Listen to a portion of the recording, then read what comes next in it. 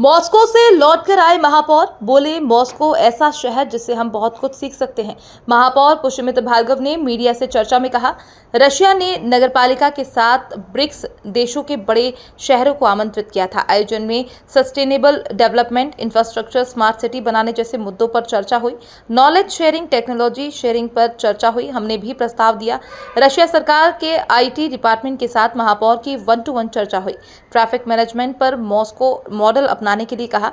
हमें मॉस्को जैसी सड़कें बनानी होगी। वहां के विजनरी लोगों ने आज से 100 साल पहले जो सड़कें बनाई, आज तक काम कर रही हैं।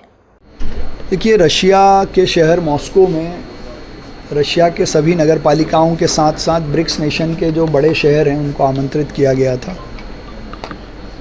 इंदौर के प्रतिनिधि के रूप में, मध्य प्रदेश के प्रतिनिधि के रूप में सस्टेनेबल डेवलपमेंट क्या हो, शहरों के बीच में आपस में संवाद कैसा हो, चाहे इंफ्रास्ट्रक्चर के डेवलपमेंट को लेकर हो, स्मार्ट सिटी बनाने को लेकर हो या IT सेक्टर के प्रमोशन को लेकर हो, इस पे बहुत डिटेल में सारे शहरों ने और सारे देशों के प्रतिनिधि ने बातचीत की और ये भी तय किया है कि हम आपसी सहमति और सद्भाव से एक दूसरे के शहरों में जो काम नहीं है उसको बढ़ाने के लिए नॉलेज शेयरिंग और टेक्नोलॉजी शेयरिंग पर सहमति हुई है। इसके अलावा मैंने व्यक्तिगत रूप से रशिया सरकार से अपने राजदूत के माध्यम से निवेदन किया था, तो जो उनका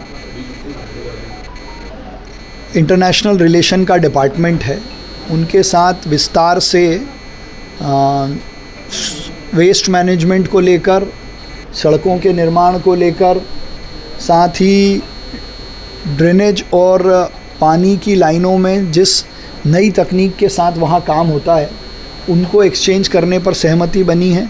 विशेष रूप से जो उनका स्मार्ट सिटी और IT का डिपार्टमेंट है, तो रशिया सरकार के IT डिपार्टमेंट के साथ भी मेरी 1-to-1 चर्चा हुई है, जिसमें उन्होंने पूरे मॉस्को शहर को ट्विन सिटी बना रखा है, कैसे उन्होंने मॉस्को शहर की एक एक गली, एक एक सड़क और अंडरग्राउंड लाइनों को मैप कर लोगों को सुविधाएं देने का काम किया है। एक एक सड़क, एक एक गली उनकी कैमरे पर एक स्थान पर देखी जा सकती है और उसी के आधार पर वो लॉ एंड ऑर्डर भी मेंटेन करते हैं। जो लोग ट्रैफिक वायलेट करते हैं उनके ऑटो डेबिट मोड पर चालान बनते हैं।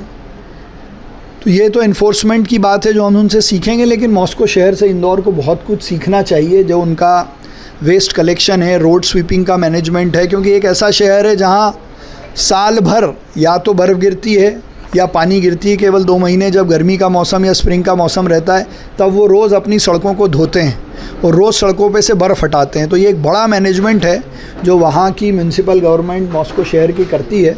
उनसे हम बहुत कुछ सीख सकते हैं। ये भी मैंने देखा है कैसे सड़कों पर बिना ट्रैफिक जाम के और बड़ी बड़ी सड़कों पर लोग अपने फुटपाथ पर पैदल भी चलते हैं, ई-साइकिल का प्रयोग भी करते हैं, ई-मोटर का प्रयोग करते हैं। तो ये एक नवाचार है जो इंदौर को उनसे ज़रूर सीखना चाहिए। तो ये यात्रा कुल मिलाकर बहुत सफल रही।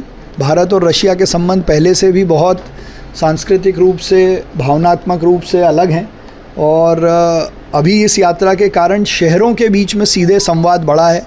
रशिया सरकार में नगरीय स्तर पर पहली बार ऐसा संवाद शुरू हुआ है, तो ये भी अपने इंदौर के लिए एक बड़ी उपलब्धि है। देखिए, मॉस्को शहर का ट्रैफिक प्लान लागू करने के लिए हमको पहले मॉस्को जैसी सड़कें बनानी पड़ेंगी।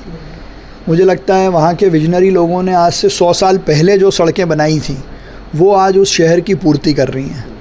तो उन सड़कों पर ट्रैफिक के नियम का पालन जो लोग करते हैं उस तरह का बिहेवियरल चेंज भी हमको करना पड़ेगा।